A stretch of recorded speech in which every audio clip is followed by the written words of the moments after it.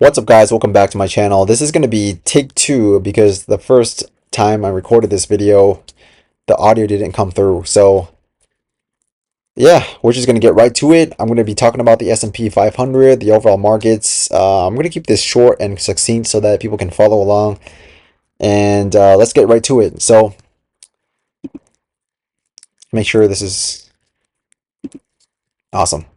Cool. For the S&P 500, we just got a fresh bullish MACD cross on the 4-hour time frame, and that's ever since this peak we made here at 755. And mind you, the interesting thing is we're making lower highs now. So we're making a high at 760 and a lower high at 755. This could be a lower high, so you got to keep that in mind.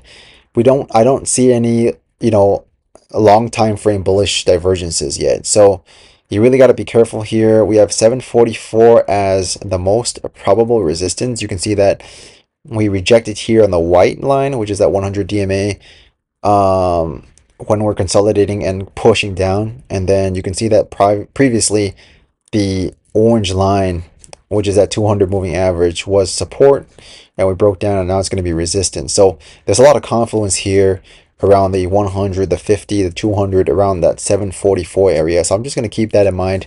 That's not to say that we can really just push right above it, but I'm just going to follow the charts because anything can happen at this point.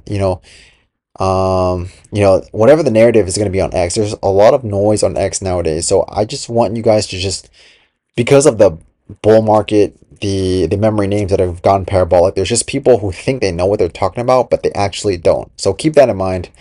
The charts are going to be your best friend when it comes to really understanding the markets and the market movement and the psychology behind the market. So this is going to be an area of confluence to watch for.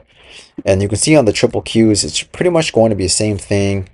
The Q's got a fresh MACD, and it could make a new all-time high, but I'm just going to be watching that S&P 500 very, very closely. The thing that's giving me alarm bells for the overall markets is actually the daily time frame, which speaks louder than words. And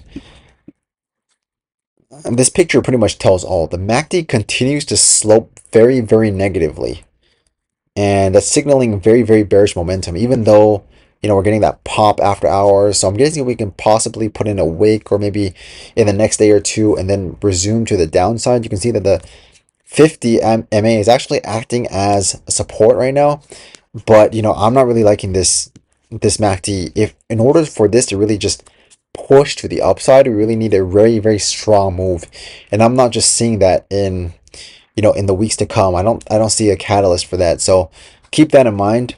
S&P 500 is pretty much showing the same thing. We have this MACD sloping very, very negatively, and from my trading experiences, that's pretty much a tell that the market is having a shift in trend. So yeah, there you have it. Hope you guys enjoyed this video. If you have any questions or comments, please leave them down in the comment section below. Go ahead and check out my Substack for occasional stock market updates and trade ideas.